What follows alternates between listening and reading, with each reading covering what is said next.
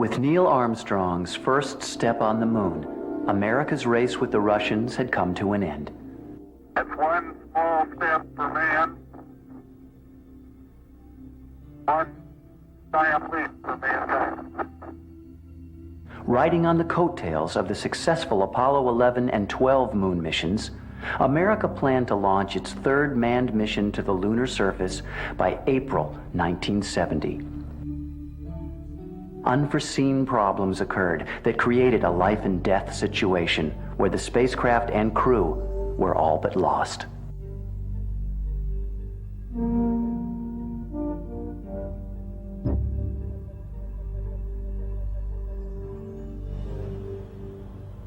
Hello, I'm Bill Mumy, and I portrayed astronaut Will Robinson on TV, trying to get home after being lost in space.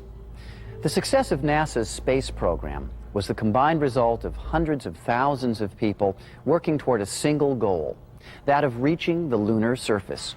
It was the flight of Apollo 13, more than any other mission before or since, that brought these components to public light. This is the true story of the Apollo 13 mission, as told by some of the unsung heroes who were there and able to cheat death, avoid disaster, bring the astronauts back home safely, and keep the crew from being lost in space.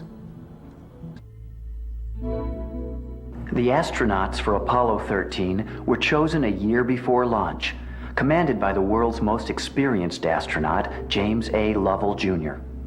He had already spent nearly 600 hours in space as a crew member on 2 Gemini flights and Apollo 8, the first round trip to the moon. The other 2 astronauts accompanying Lovell were both rookies. The lunar module pilot was Fred Hayes, and the command module pilot was Thomas Ken Mattingly. A backup crew trains on the same equipment for the same mission in the event the prime crew cannot go. The commander of the backup crew was John Young, with Charles Duke as the lunar module pilot and Jack Swigert as the command module pilot. Few people realize how many hundreds of hours these astronauts and flight controllers spent in training and simulating mission activities. Every action and movement during their mission were carefully planned and well thought out, which were the real secrets to the successes of the Apollo program. The simulations that we ran were very high fidelity. They were very much like a real flight. Sitting in the control center, we couldn't tell the difference between whether it was a simulation or a real flight. It looked exactly the same. In the simulation, people could throw faults into the system, and we'd test us to see if we handled them correctly. Thousands of problems and failures had been considered, documented, and simulated throughout the history of the space program. These training sessions formed the basis of the rules each mission followed.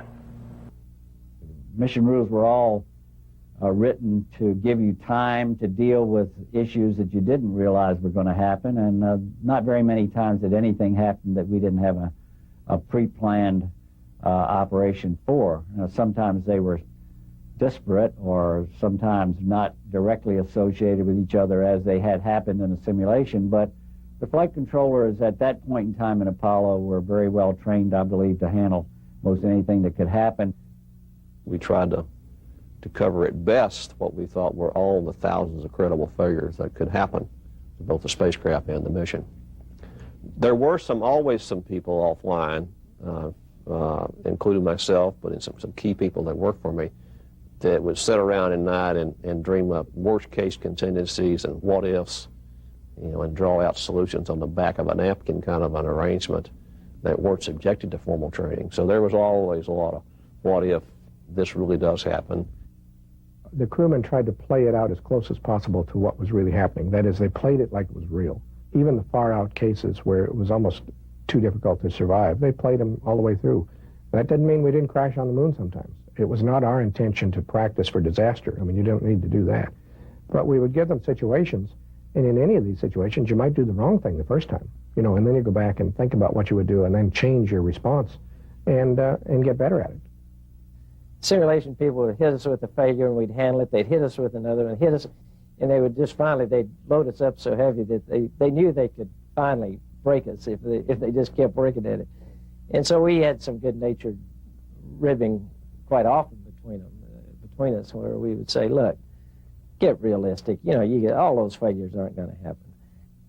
In the process of training, we crashed many times into the moon.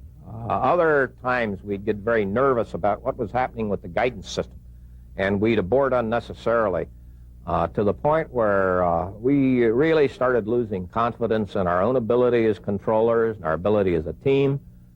The simulation team has to be able to defend their selection of a failure. That's about the only thing they have to answer for. They can be merciless in their scripting. They do it real time. They take great delight, and they're really good. They are just superb, and as a result, we all learned a great deal about how to deal with the systems and how they worked, and made our rules better because we try things that worked and didn't. Lovell, Hayes, and Mattingly spent every minute of every day for over a year in simulators and training for this specific mission. They were ready and prepared to meet their destiny in space. Their spacecraft was by far the most complex piece of machinery ever sent into space.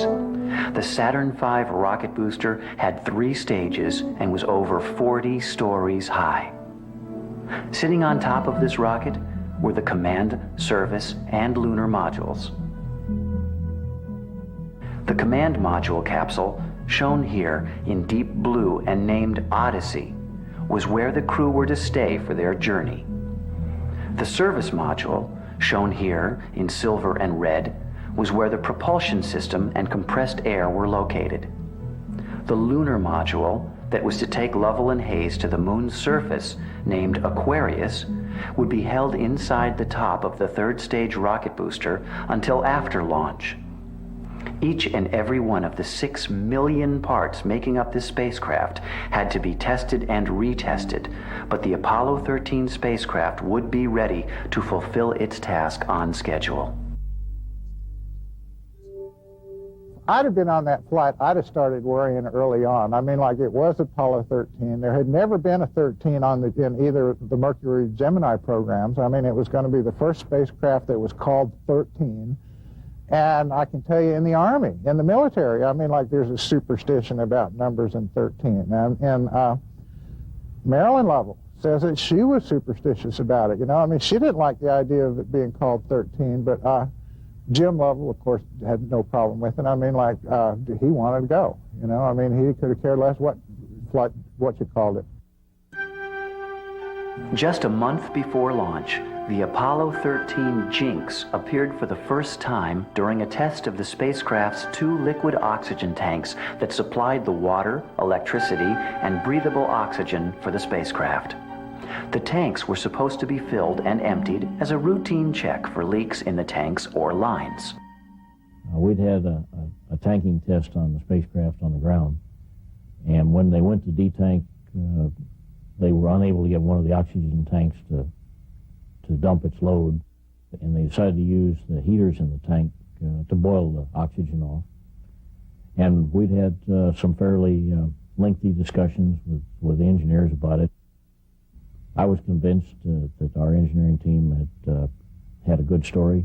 They understood what they were doing, and procedures were sound, and I told Jim he didn't need to worry about it. Unknown to the engineers or crew, an electrical current overload in one of the oxygen tanks shorted out the heater switch and fused the circuit breaker shut. This malfunction was not identified and turned the tank into a bomb. Only a week before launch, the Apollo 13 Jinx appeared again and threw the entire mission into a turmoil. The problem initially was I was so disappointed that I'd called all that. I had the measles, you know, a week before the liftoff, and exposed the whole crew to it. And Ken hadn't had the measles, and so it was a big mess just because I had the 3-day measles. Sending Mattingly to the moon with the possibility he might come down with the measles was simply unthinkable for NASA. Their only choices were to either scrub the mission entirely, an equally unthinkable prospect, or to replace Mattingly with his backup counterpart, Jack Swigert. Mixing and matching crews after several months of training together was never done before, but was the only option left open to NASA. So only 2 days before the flight, Mattingly was removed and replaced by Swigert.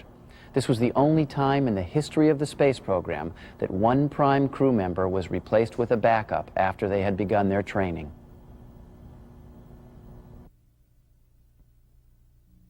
Having concentrated 7 days a week, 24 hours a day on an event that's suddenly denied for what you feel is an unreasonable reason, even though intellectually you know that it's a sound decision, emotionally you feel like you've been cheated from something important. I don't think, from our viewpoint at least, that the taking TK out of that seat and putting in Swigert was a big impact. We didn't notice that much different. The backup crews had trained very much like the prime crews, not as much, but obviously they were ready to go. Well, it was a testimony to our training that they could change out a person in that crew 2 days before launch and still the crew could function. The Apollo 11 and 12 moon missions were so successful that the Apollo missions began to take on a routine nature, creating a sense of complacency in the public and media. When launch day came for Apollo 13 on April 11, 1970, the launch itself was met with distinct public apathy and media indifference. I think something like 7 million people showed up to watch the Apollo 11 blast off. Apollo 12, a few months later, I think there were 2 million people showed up, stood on the beach, watched the blast off. By the time you got to Apollo 13, it was down to about 200,000. And the networks didn't even cover the telecasts.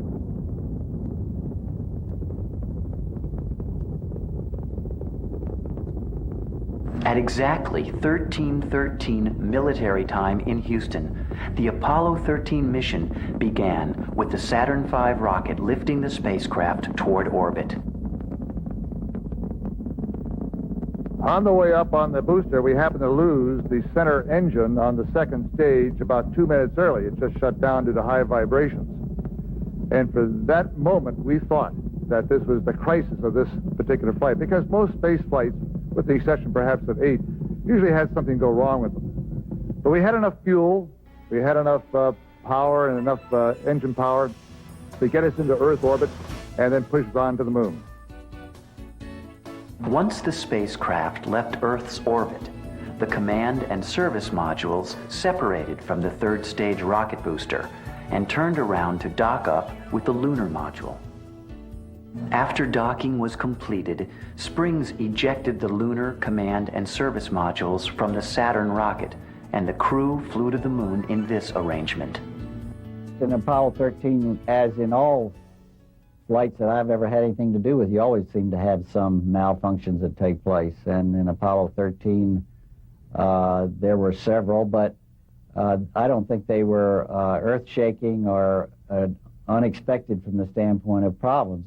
I'd say, particularly on Apollo 13, most things were pretty routine and had gone reasonably well, and we were looking forward to the third landing on the moon. On April 13th, at 54 hours into the flight, Lovell and Hayes were instructed to check out the lunar module and televised their activities back to Houston. However, none of the networks even bothered to broadcast it. Apollo 13, wish everybody there nice evening, and we're just about ready to close out our inspection of Aquarius and get back to a pleasant evening at Odyssey. Good night. Mission Control noticed a slight pressure drop in one of the oxygen tanks and instructed Swigert to turn on the heaters and stir the tank up. Unknown to the crew at the time, an electrical short circuit sparked a fire in the oxygen tank's protective covering, causing the tank to explode with such force that it blew a huge panel off the service module. The explosion also ruptured the backup oxygen tank. Hey, Houston, we've had a problem here.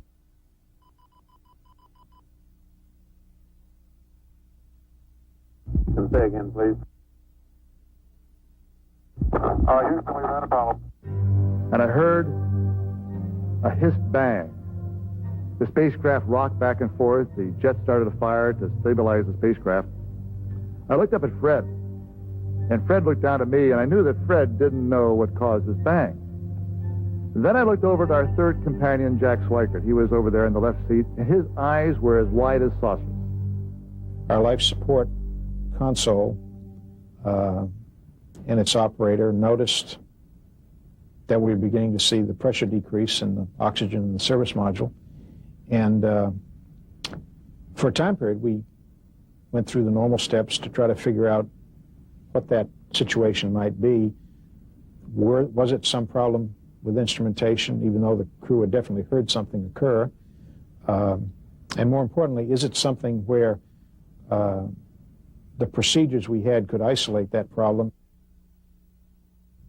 And we started seeing so many signatures. There were all kinds of strange electrical signatures, things in the fuel cells, things all over didn't match any of the kinds of symptoms that we had been trained to look for. And we felt that we really had run into another one of these bizarre instrumentation failures. Looking at the instruments that told me the condition of two huge liquid oxygen tanks that we had way back in the service module. On the quantity gauge of one, it read 0. And on the quantity gauge of the other, I could see the needle slowly go down. Okay, Houston, I'm showing, I tried to reset, and fuel cell 1 and 3 are both showing gray flags, but they're both showing zip on the flows. Arnie Aldridge called me, and the question in the dialogue went kind of like this between Arnie and I. He says, John, there's been some kind of an anomaly here, and the guys in the mission control team are chasing it because it seems to be a bunch of unrelated things. It must be some kind of problem with the data relay of all the measurements from the spacecraft. Initially, no one at Mission Control could believe that there was a complete structural failure of the spacecraft, a situation that was never even simulated before. So I asked him, I said, Arnie, read me some parameters. So I asked him to call up some ecom displays, and he read me some parameters. And I said, well, read me some more. And I said, no, that's not an instrumentation failure. Read me some more. And I remember summarizing to him at the end of that conversation, Arnie, I don't know what problem you're chasing out there, but it's a real problem. It's not an instrumentation problem. That problem is real. You have a real problem. I'll be right there. I went past Jack, looked out the side window, and I could see escaping at a high rate of speed a gaseous substance from the rear end of my spacecraft. And very shortly, we'd be completely out of oxygen. And we'd be completely out of electrical power.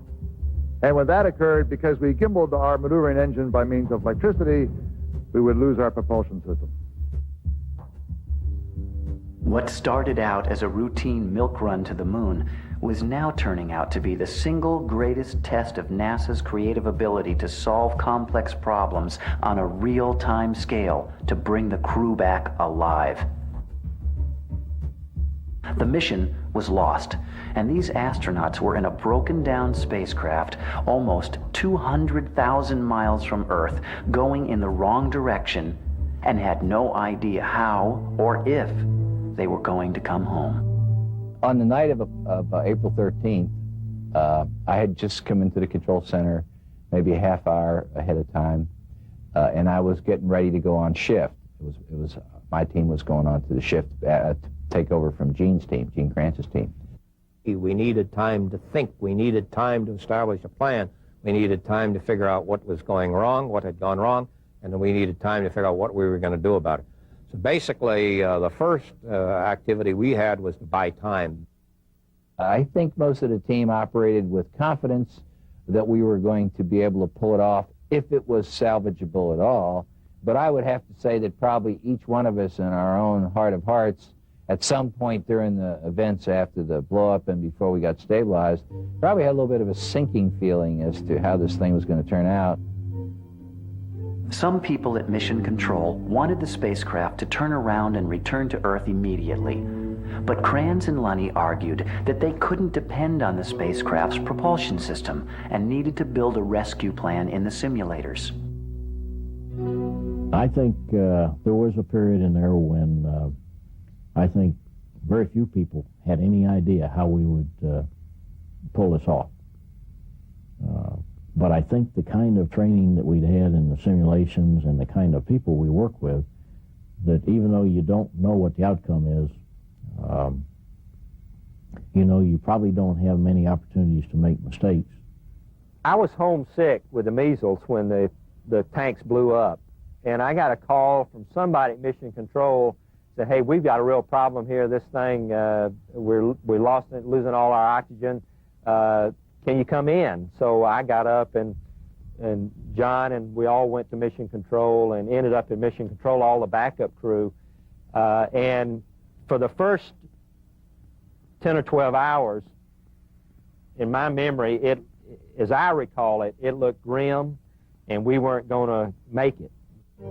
Nobody ever anticipated that they were going to have a problem of this magnitude. I mean, they had never simulated that many system failures. I mean, the electrical system totally failed. The oxygen system totally failed. I mean, those kind of things weren't supposed to happen. They had 2 oxygen tanks because if either one of them broke, the other one would work. I mean, they only needed one of those tanks to make the whole trip. But they carried 2 just to be safe, and suddenly they lost both of them. I mean, like, nobody thought that was ever possible. To her, it didn't look good. With only 15 minutes of electricity left in the command module, Mission Control had to accept the fact that the command and service modules were dying and would have to be shut down completely. There was never any plans or even procedures to totally turn it completely off, dead, in orbit, or to activate it from a dead state in orbit. That was not a set of procedures that we either had or thought we needed. So the whole technical aspects of doing that in an early process, power down and powered up, and of course then the emotional aspects of I've got to turn down I got to turn it off, the very module that takes you there and gets you there, was a philosophical hurdle as well as a technical hurdle in this room. With the command module as good as dead, Mission Control decided that their only option was to move the crew into the lunar module. We had caused, on the flight before 13, the crew to have to use the LEM as a lifeboat, the lunar module as a lifeboat. And it was a massive electrical failure that we'd given them, you know, and that caused the event to occur. And it worked quite well, and everybody took a look at those lifeboat procedures and was kind of prepared in a mental sense, put them back in the corner, never thinking that we'd ever really have to do anything like that. So we started thinking in terms of using the LEM lifeboat, not knowing where that's going to take you next, because you can't come home in the lunar module.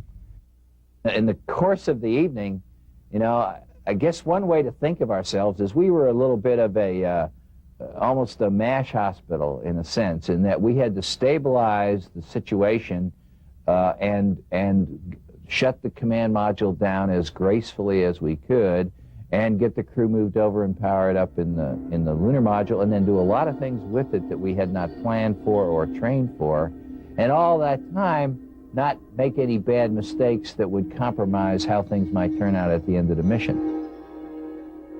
The lunar module was small, cramped, and designed for only 2 crew members to spend about 20 hours on the surface of the moon, and didn't even have any chairs. Now, it would be called on to support all 3 crew members for at least the 4 or 5 day flight back to Earth. We formed up a team in the back room that kind of got in a Coca-Cola and sat down and said, okay, now we've been through that traumatic experience, now what do? We got to figure out how to get home. Or if we can get home, how we get through the entry sequence. when we started sampling out everybody's technique for what they need to get home, I was doing some mental arithmetic in my head, and I said, guys, we can't do it like that. I mean, we don't have anywhere near that kind of power and entry batteries to do this anywhere close to a nominal sequence. Everyone at Mission Control, including the flight crew, did some mental calculations of what power and consumables remained in the spacecraft and came to the conclusion that the crew would be lost. Fred Hayes on the back of an old envelope was going back and forth and saying, you know, Jim, we don't have enough electrical power to get home. So the conclusion was either we weren't going to make it or we're going to do this in such a different way, in a way that we never thought of before. That was the only two possibilities. And so I approached it from the standpoint was not so much that given it was impossible, because that was unthinkable to talk about. So we basically, as a team, backed into, well, given it's impossible, let's don't work it that way. Let's talk about it. What would it take to make it possible? And so a team was formed under Gene Kranz with all of the participants involved, the dynamics people, the trajectory people, the lunar module people, and the Apollo Command and Service Module people, to get together now and see, what does this mean to our mission? What Gene did was to put John in the position of you're the guy that's got to come up with a final plan, working with all the people. But John didn't work out the plan by himself. He had a lot of people, but he was the guy that became the power guru or the power czar to make sure that we played it right for the rest of the mission. In the hopes of stabilizing the water and power resources, everything in the lunar module was shut down, even the heaters and guidance controls. All that could be left on was a small light, a fan, and a radio for contact with Mission Control. It was clear that this problem was going to require the combined efforts of every simulator engineer, systems analyst, backup astronaut, and computer technician. They were all called into the NASA centers in the middle of the night of April 13th. You know, they were worried if they were going to keep the life support systems going long enough to get them back. And it was pretty shaky. They didn't know if the heat shield was going to work. I mean, after all, there had been this huge explosion. And it could have damaged the heat shield easily, and there's no way to test it. You don't know until you actually do re-entry if it's going to work. Since all of the systems of the spacecraft would have to be pushed beyond the outer limits of their specifications, all of the contractors were also contacted for their expert opinions on what could be done to help rescue the crew. While most of America slept, control rooms around the country hosted crews of bleary-eyed technicians working on computers, slide rules, and simulators to come to a solution to this crisis. People in Bethpage in New York that built the lunar module swung into action. Many of the people that supported them by building components that went into that, other contractors, swung into action. Hamilton Standard, the suit manufacturer and some of the ECS controls, all of that swung into action. On the command module side, built by Rockwell in California, the same thing happened. They swung in action. They had test facilities. They had simulation capabilities that were unique, test chambers and so forth. All of that got turned on. It was a team effort clear across the country. The first immediate challenge facing Mission Control was to change the trajectory of the spacecraft using the lunar module engines. In the case of Apollo 13, because of the landing site and the lighting conditions that were desired, we actually diverted from the free return trajectory, that is, free return to the Earth after swinging around the moon, and we were on a trajectory which, had we not done any more burns, would never have returned anywhere near the vicinity of the Earth. And we knew that we had to perform some kind of a propulsion maneuver with one of the rocket systems in order to correct the trajectory and get ourselves swinging around the moon, but then coming back towards the Earth approximately in an entry corridor. After this burn put the spacecraft on the correct flight path, debates immediately began to rage in Mission Control. The directors and management split into two separate factions on just how quickly to bring the crew home. One group wanted to jettison the useless service module to lighten the spacecraft and burn the lunar module's engine at maximum as it rounded the far side of the moon, bringing the spacecraft back to Earth as soon as possible. The other group argued if the service module was jettisoned, the command module's heat shield would be exposed to at least 4 days of the ultimate cold of space. They pushed to leave the service module attached and take a more conservative but longer return to Earth. We had managers who listened to the technical inputs of the members of the team and myself and Lonnie and a couple of the other flight directors. Said, hey, the way to do it is to take the long road home because we have the confidence we can stretch the limb. And again, what we have to do is we have to establish a strategy for coming home. We don't want to force ourselves into decisions early in the game. We got this LEM spacecraft. We've learned how to use it as a lifeboat. We ought to continue to use it as a lifeboat. We've got the ability to buy time. The burn we decided on was to, as we passed the moon's closest point of approach, we call that pericynthion. 2 hours later, we decided to do a burn. And so we decided to take the easier or the more conservative approach and get them back where we had a carrier and get them back at 142 hours. About 6 hours after the initial explosion, the final details for the pericynthion burn were being worked out by the backup astronauts in simulators and were ready to be radioed up to level. They came up and said, "Are you ready to copy? The procedure, I think, will work." And I said, "Fine." My 2 companions were next to me. They started reading the procedures, and I started copying down everything, and I looked at my companions, and they weren't listening. They said, "Well, Jim, as we round the back side of the moon, the far side, we're going to take pictures." I said, "If we don't get home, you won't get them developed." News of Apollo 13's problems broke like waves of shock and disbelief around the world in the morning of April 14th. At the moment, the astronauts are continuing to try to isolate their trouble. A late report says the spacecraft now is operating on battery power alone. All unnecessary equipment is being turned off. The media was now in a feeding frenzy about this mission and the danger that the crew faced. Many nations offered their support and facilities to the rescue mission. We had the Russians. We were right in the middle of the Cold War, and the Russians came in and they offered the services of any ships they had to help us out. I mean, I can get misty about that time and place because it was just a getting together to save somebody, and that's what it was about.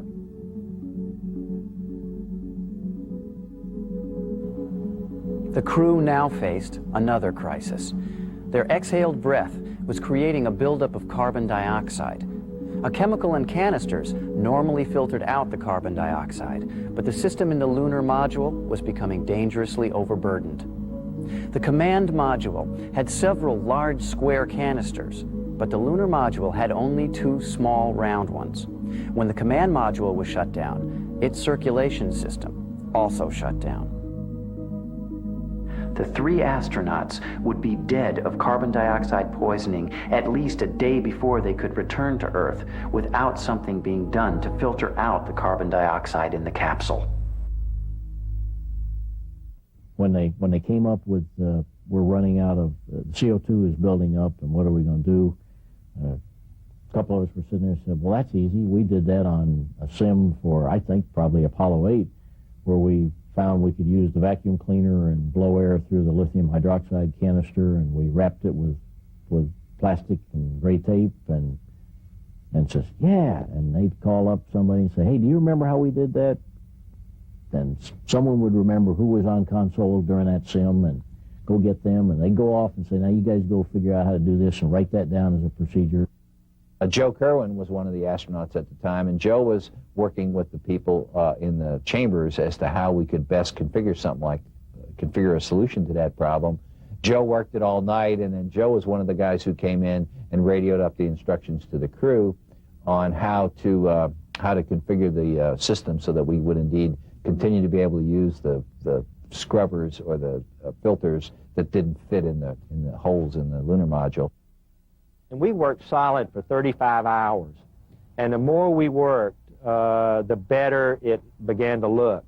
And so I think within the first 24 hours, about the time they were arriving at the moon, I had a peace in my heart that we were going to make it. Unless some other major catastrophe happened, we were going to make it. Once the crew swung around the moon and headed back towards the Earth, the oxygen supply appeared to be under control, but it still did not look like there would be enough electricity and water to make it back home. Astronauts and simulator engineers were working non-stop on procedures required for the crew's safe return. We worked very closely with the backup crew and the people who were running the simulators as part of this process, because once we started sketching out what we could afford from the standpoint of power, we started describing that, interacting with them. The backup astronauts brought their own ideas and techniques back into the procedures, negotiation.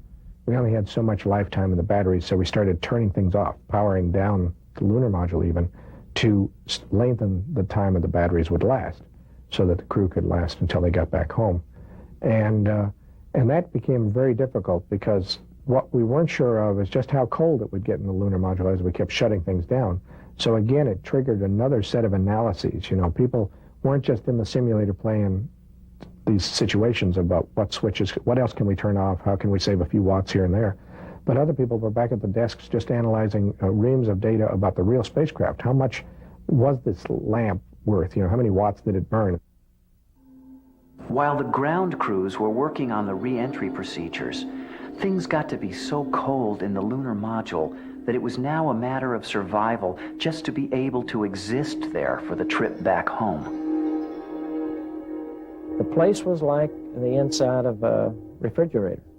And for them to sustain that for as many days as they did, I think was a real test of their physical stamina. I'm not sure how much further they could have gone in those kind of temperatures. I think Fred got pretty ill, and he was shivering, and so it had to be miserable.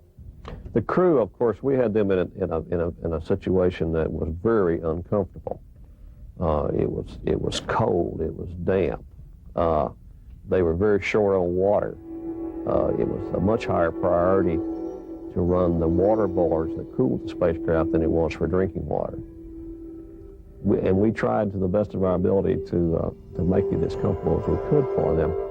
But in reality, flight crew knew and we knew that the subsystems got the first priority on water and power and temperature.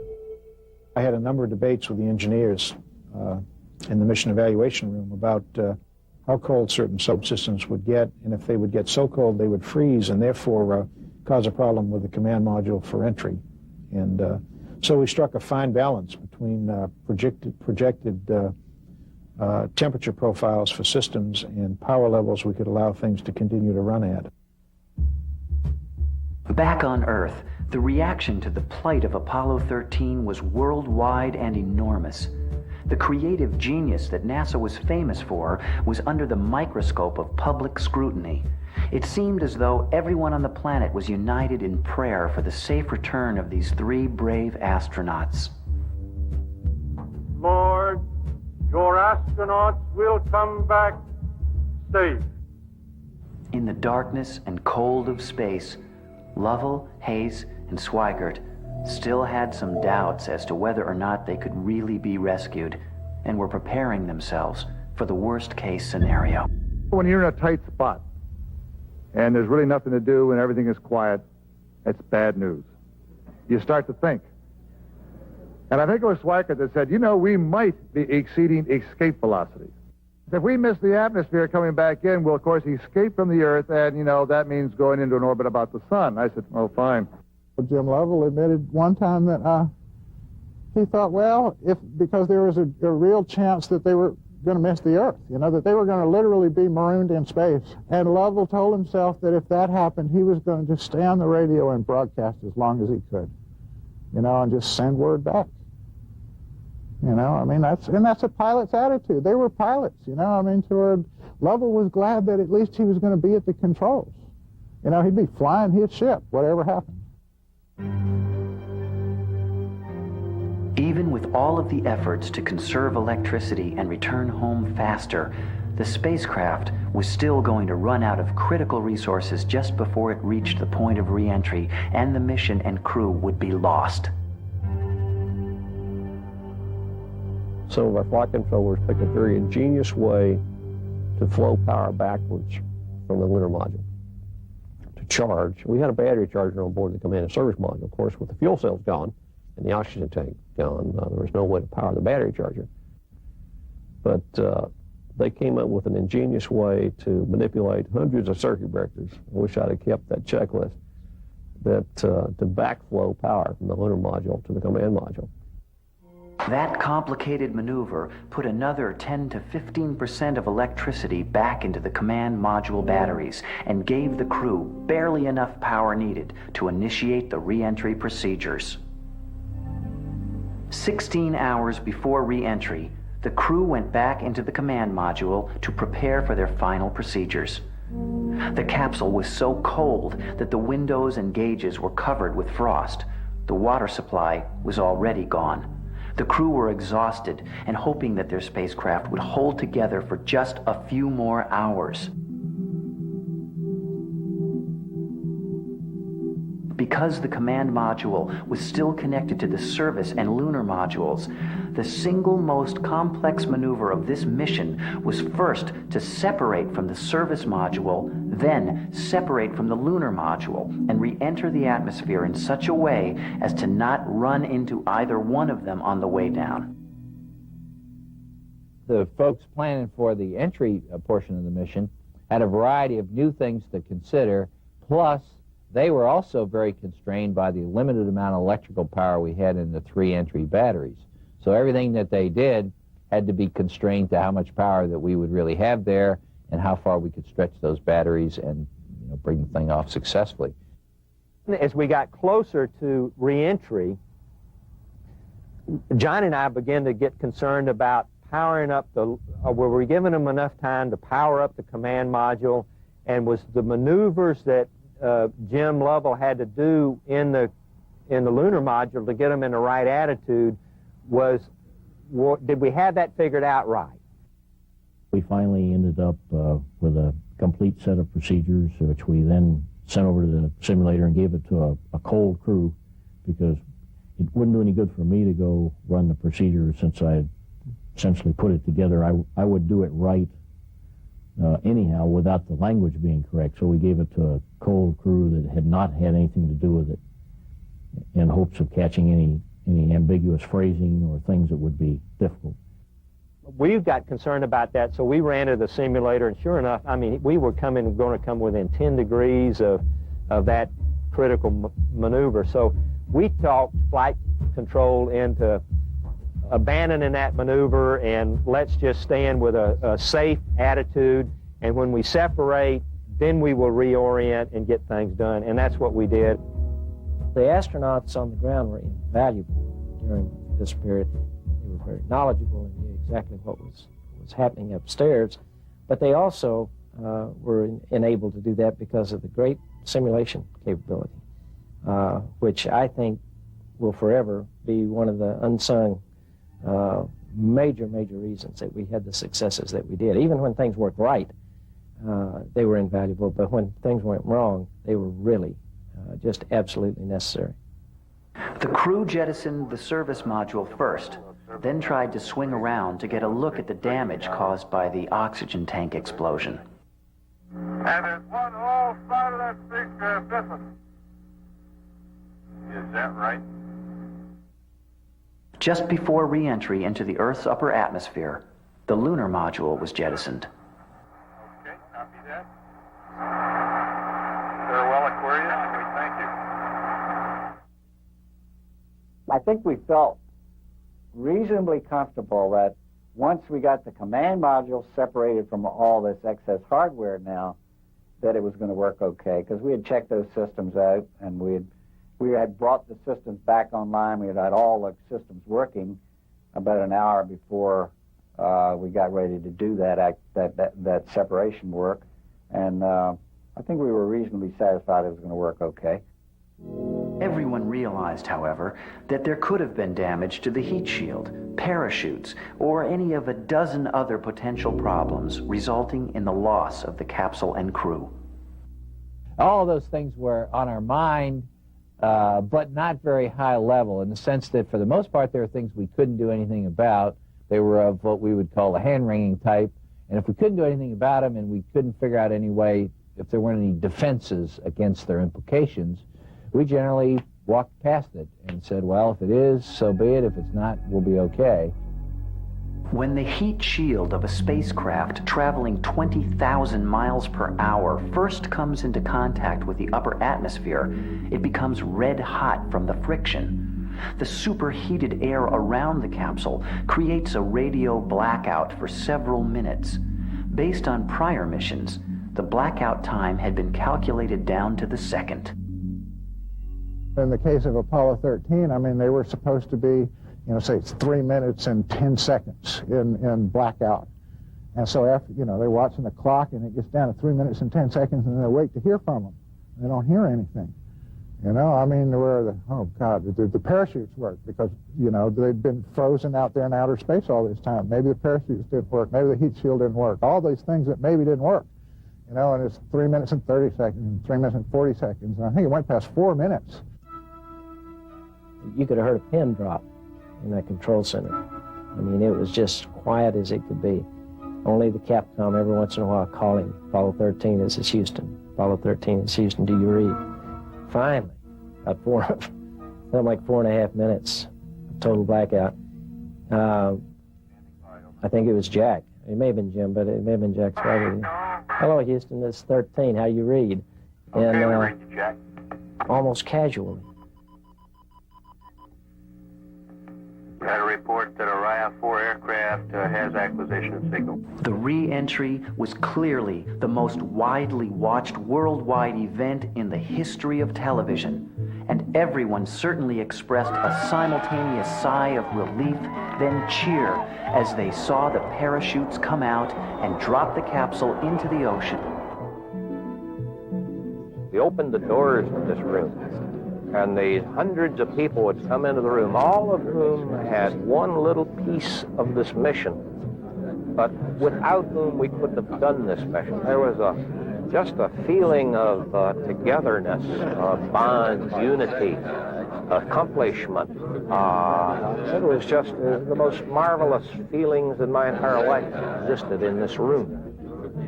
Perhaps the most important aspects of this particular mission were the overall implications of this rescue. I think it's a real tribute to the way NASA does business, that not one thing that we did had to be invented from scratch. I'm convinced that virtually everything that we did had been done in a simulation somewhere, sometime prior to that mission. The only thing we did was to package them in a different order. I think the great thing about Apollo 13 is that it really shows that it's not all about technology. You know, I mean, like, even when all the gadgets fail, these people can still pull it out. You know, I mean, or they did in that case. I mean, it just shows what the level of ingenuity is, you know, I mean, just the determination of the people involved, the commitment to make it work, to rescue their friends, fundamentally. I mean, these are all their friends that are out there, lost in space, and they were going to get them back. They were determined to get them back. They weren't going to accept no for an answer, and they pulled it off. We went into space as a country in response to a major challenge. We went there to learn about space. We went there to learn about ourselves. We went there to explore. We went there to be able to go out beyond that even. In that context, I would view that in terms of opening up space, in terms of being confident in our ability to do things, Apollo 13 was really a tremendous success. None of the 3 crew members of Apollo 13 went into space again.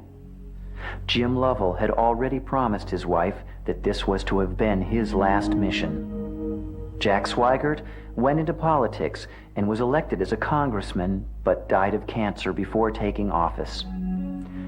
Fred Hayes went on to do development work on the space shuttle, but retired before its first flight. T.K. Mattingly, who was replaced for this mission, eventually did go to the moon on Apollo 16, along with John Young and Charles Duke. Mattingly was also the commander of 2 space shuttle missions, becoming a veteran astronaut himself.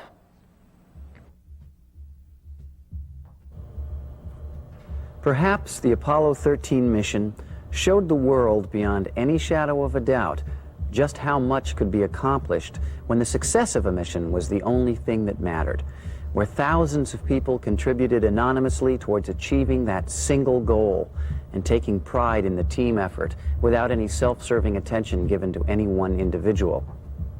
No matter what the challenge, mankind has the ability to rise to the occasion.